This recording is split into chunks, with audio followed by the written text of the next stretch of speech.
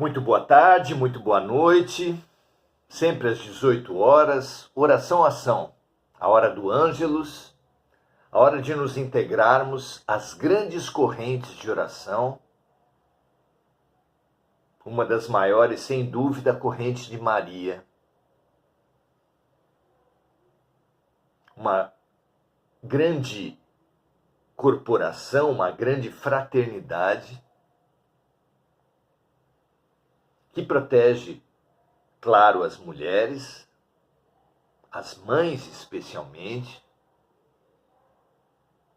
mas que protege a humanidade toda, extrapolando em muito a roupagem com a qual ela encarnou ao tempo de Jesus. Um espírito de luz, quando alcança essa envergadura,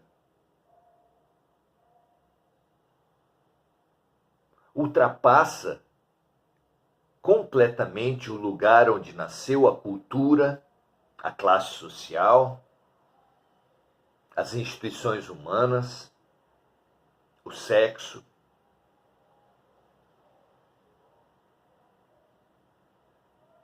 A palavra desenvolvimento serve muito ao estágio alcançado por esses espíritos, porque eles se desenvolvem das roupas às quais o homem comum, a criatura comum, costuma se aprisionar. A verdade é que pessoas do nosso nível, o homem comum, a criatura comum, supõe e se identifica com as roupagens temporárias. Supomos-nos homens ou mulheres, ricos ou pobres, brancos ou pretos,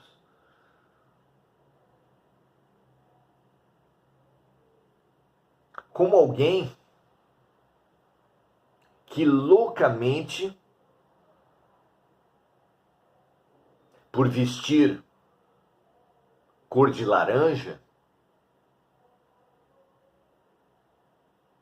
julgar-se cor de laranja. E pior, começar a desenvolver teorias como se as pessoas cor de laranja, que na verdade não existem, são apenas roupas, fossem superiores às pessoas azuis, verdes, amarelas. Essa tem sido a nossa loucura. Vejam vocês. É a base de toda violência achar que somos de uma classe, de uma raça, de um sexo.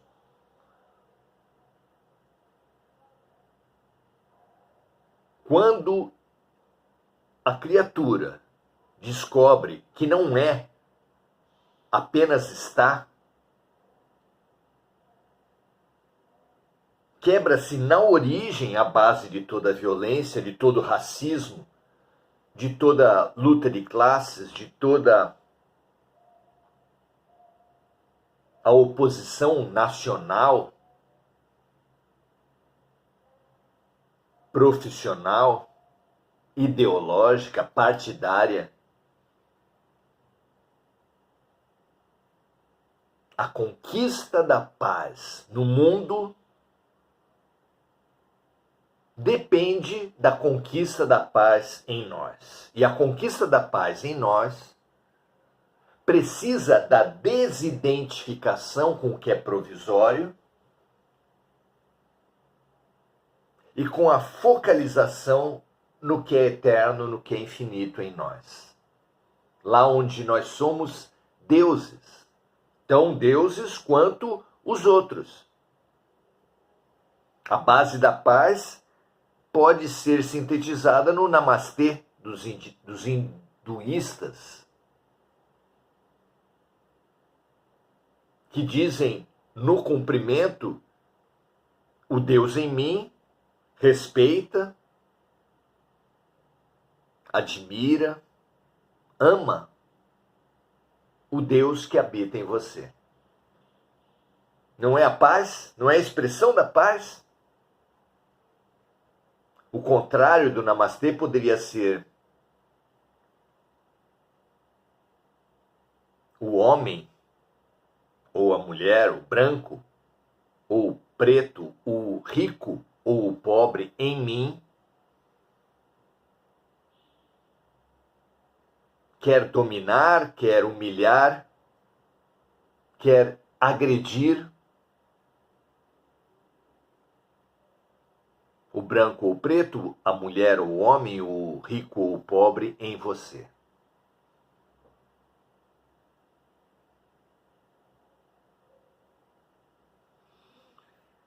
Veja se a conquista da paz não é importante, se a conquista da paz no mundo não precisa da paz na gente, se a conquista da paz na gente não exige a resposta à questão fundamental da filosofia: quem sou eu?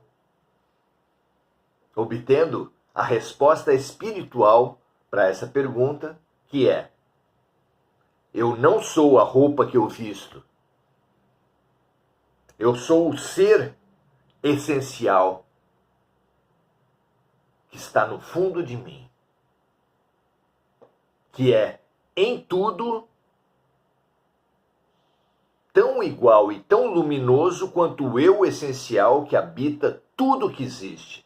Não apenas todos os seres humanos, mas todos os animais, todos os vegetais, todos os minerais, todos os átomos do universo. Todos possuem o princípio espiritual, todos possuem dentro de si o Deus. O que faz mover os elétrons em torno dos núcleos de todos os átomos. A vida é Deus. Que essa descoberta, que essa autopacificação profunda de cada um de nós seja a nossa grande conquista nesse momento. Assim seja. Hoje vamos começar no nosso O Consolador, livro que passa em revista, que olha, que admira, que estuda o conhecimento produzido pelo ser humano, a partir do ponto de vista espiritual. No encontro passado, nós terminamos um primeiro campo do conhecimento, identificado como ciência, e hoje começaremos um outro sagrado, nobilíssimo campo do conhecimento, identificado com a palavra filosofia. Vamos então rever os temas filosóficos, como já começamos na nossa introdução dos estudos de hoje,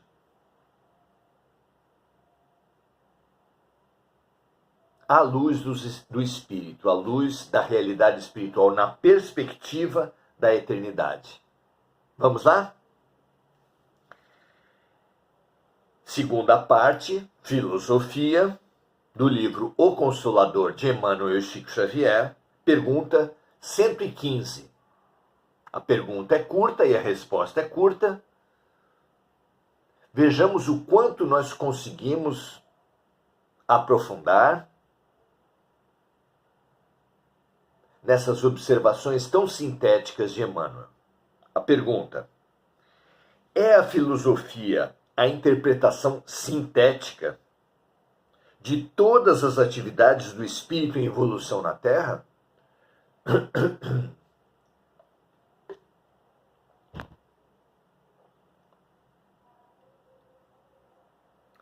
Será a filosofia uma espécie de síntese de tudo o que a mente humana produz?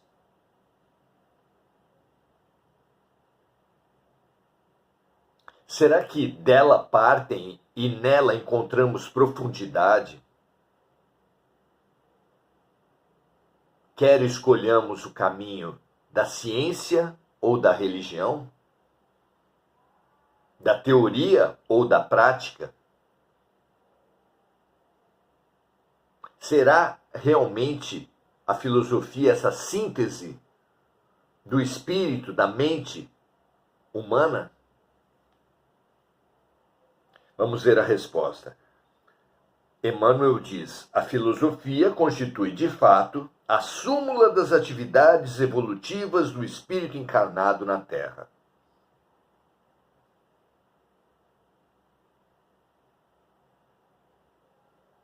Suas equações, suas reflexões, são as energias que fecundam a ciência, espiritualizando-lhe os princípios. Até que, unidas uma à outra, filosofia com a ciência, indissoluvelmente, penetrem no átrio, na antessala divina das verdades eternas. Os mais apressados podem supor nessa resposta uma subordinação da ciência e da filosofia à religião. Na verdade, eu não entendo assim. Eu entendo que quando Emmanuel fala aqui das verdades eternas, a verdade é um ponto de encontro de toda a reflexão humana, seja ela pelo caminho da ciência, busca a verdade, da filosofia, que busca a verdade, e da religião, que busca a verdade. Como disse Jesus, buscareis a verdade e a verdade vos libertará. É a intersecção dos três grandes campos. É o ponto de encontro de ciência, filosofia e religião, a verdade. As verdades eternas, não a verdade da matéria, a verdade superficial, a verdade do ego, mas a verdade essencial, ela precisa da reflexão. Muitas vezes a verdade alcançada pela ciência se restringe ao materialismo. A verdade alcançada pela religião, muitas vezes, se restringe aos ritos, às instituições, às hierarquias das instituições terrenas. É verdade que muito da ciência também é verdade que muito da filosofia encontra-se hoje aprisionada no academicismo, nas lutas por títulos, cargos, posições e cátedras, que tanto caracteriza a vida acadêmica na Terra. É claro que a filosofia, aprisionada na academia, na vida corporativa, das faculdades, das universidades, das cátedras, ela se torna tão mesquinha quanto a mensagem dos avatares, dos luminares espirituais perante a instituição religião. E tão pequena quanto a ciência que se deixa subordinar aos interesses industriais. A ciência que avança subordinada à guerra, subordinada ao dinheiro, subordinada ao ego. Ou seja, não interessa por que campo, por que caminho você trilhe. Interessa muito mais a atitude, a finalidade, o princípio com o qual você banha o seu caminho. Um cientista imbuído de fraternidade, de solidariedade,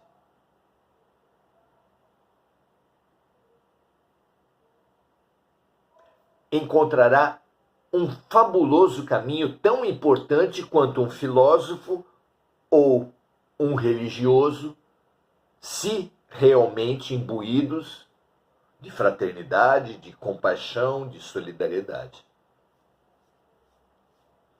Preocupamos-nos demais com o que, qual é o melhor caminho, quando a nossa preocupação devia estar na forma com a qual caminhamos o nosso caminho. Seria como três guerreiros discutindo entre si qual seria a arma mais poderosa. Seria como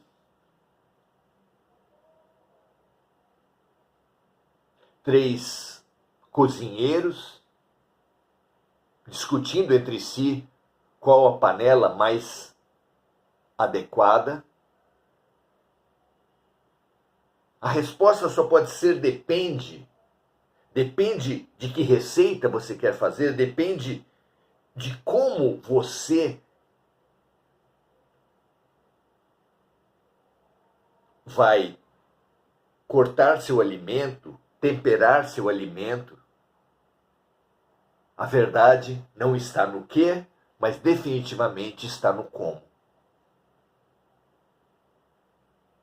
E nós brigando entre esquerda e direita, catolicismo, o evangelismo, o espiritismo, e nós brigando entre as instituições humanas.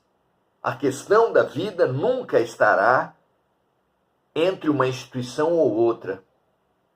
Como diz Teresa de Calcutá, a questão da vida nunca estará entre nós e os outros, mas entre nós e Deus, nós e nossa consciência, nós e o bom, o certo e o justo. Essa refocalização da vida é urgente para todos nós. Gastamos vidas demais brigando uns com os outros, disputando, guerreando uns com os outros, guerras absolutamente inglórias. Gosto muito de uma história que me foi intuída numa palestra de um ônibus que conduzia deficientes visuais numa área rural, um ônibus escolar, e que, passando numa baixada, atolou. O motorista, julgando-se desamparado, julgando-se sem alternativas, avisou da situação para os deficientes visuais que estavam no ônibus e avisou que sairia para buscar ajuda. Os deficientes visuais ficaram indignados e decidiram provar para o motorista o quanto eles eram capazes de resolver a situação. Desceram do ônibus, metade deles foi para frente e empurrou o ônibus para trás, metade deles foi para trás e empurrou o ônibus para frente. Claro que o ônibus não pôde desatolar, apesar deles serem capazes. Quem são os cegos? Nós. O que nos deixa cegos? O orgulho e o egoísmo. Somos potentes, mas o orgulho e o egoísmo nos torna incapazes. O Brasil não pode ir para frente enquanto metade daqueles que pensam em política se dizerem de esquerda e pensarem que todo mal está na direita. O Brasil não vai para frente enquanto aqueles que pensam em política e que se identificam com a direita pensarem que todo o problema está na esquerda. Um casamento não vai para frente enquanto um cônjuge acha que tudo de errado está no outro. Um condomínio, enquanto julgarmos que os vizinhos é que são os problemas. Ou na síntese fabulosa do filósofo Jean-Paul Sartre, que o inferno está nos outros. A saída está no grande filósofo, educador, líder político Mahatma Gandhi, que diz: faça em você a mudança que você gostaria de ver nos outros, no mundo.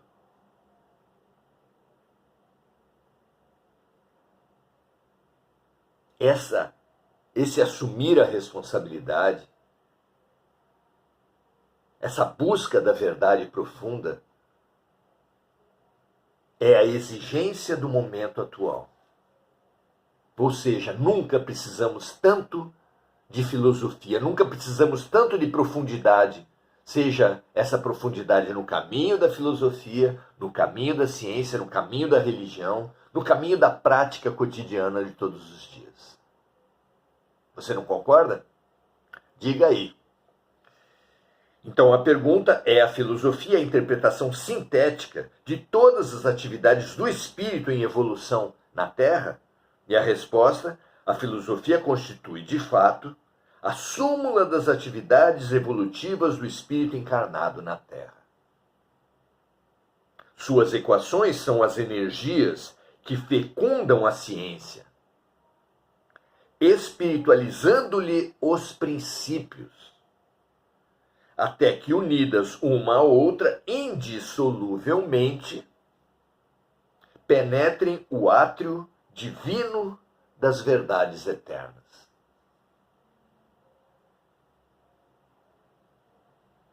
Pensem num prato atirado ao chão e estilhaçado. De que ele pode servir? Aquele que só tiver esse prato, que foi estilhaçado por tê-lo atirado ao chão violentamente, se quiser ainda ter um prato, se só tem essa alternativa, irá dedicar-se a colar um fragmento no outro, um caco no outro. É a pergunta de uma música cantada por Marina Lima, que dizia: para começar, quem vai juntar os tais caquinhos do velho mundo? Quem vai juntar? Quem vai perceber que nós precisamos buscar a essência das milhares de ciências, de correntes que existem dentro das ciências, das vertentes que existem dentro das correntes e das especialidades científicas? Só na medicina, quantas especialidades não possui a medicina? Não é? E assim todas as outras ciências. E dentro de cada especialidade, quantas correntes não existem? E na religião, quantas religiões? E dentro de cada uma das religiões, quantas seitas? E dentro das seitas, quantos grupos? Parece que a humanidade tomou gosto pela fragmentação. Mesmo num campo em que se autodenomina religião, que vem de religação, o que mais se faz é oposição, guerra, fragmentação. A filosofia, pela palavra, deveria reunir, religar todos aqueles que amam o conhecimento. Filosofia. Os que amam o saber. Infelizmente, temos deturpado todo o conhecimento pela nossa postura, pela postura de autoexaltação e humilhação do outro, que assume diretrizes muito maiores do que a verdade em si. É uma pena. Precisamos demais dessa reflexão profunda, o mais profundo que cada um conseguir. Não importa o campo de atividades, a profissão, o local de nascimento, o sexo, a classe que ocupemos provisoriamente nessa encarnação. Precisamos demais da máxima reflexão sobre onde nós estamos, o que estamos fazendo, sobre as finalidades da vida, as origens de tudo. Sobre, enfim, quem sou eu. Muito bom. Vamos saudar então os amigos que estão conosco no início dessa jornada filosófica, à luz do espiritismo, à luz do espiritualismo, dando nosso boa noite para Adelaide Dias, Mari Pereira, Andréa Santos, Enir Cajazeira, marcando também a posição de Marco Aurélio Trindade, que diz: o amor é o início, o fim e o meio da plena filosofia. Muito interessante a sua posição. Deus é amor e Deus é também a verdade, é a vida. E essas palavras amplas, profundas, marcam realmente uma síntese de tudo que existe. Amor, eu também reconheço como a síntese de todo saber, de todo sentimento, de toda elevação. Cida Mello coloca assim: pede oração pela dona Neide, que está internada e vai fazer uma cirurgia. Que Deus esteja na frente de tudo.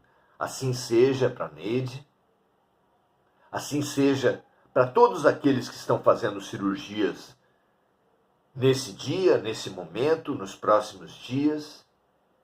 Assim seja para todos aqueles que atravessam crises, surtos, doenças, conflitos, que toda a terra, enfim, possa se abrir para as bênçãos de Deus. Não é o caso de continuarmos desejando Deus te abençoe, Deus te abençoe, Deus te abençoe. Apenas com lucidez desejemos que hoje, mais do que ontem, amanhã mais do que hoje, cada vez mais, ou seja, a criatura se abra para as bênçãos de Deus que permanentemente vem, incondicionalmente vem sobre todas as criaturas. Graças a Deus. Que assim seja, meu amigo, minha amiga. Convidamos você para amanhã estarmos no nosso segundo encontro, já iniciando sobre os temas mais essenciais da filosofia. Um campo maravilhoso de aprofundamento do nosso ser e da nossa vida. Um grande abraço, paz e bem para todos. Até amanhã.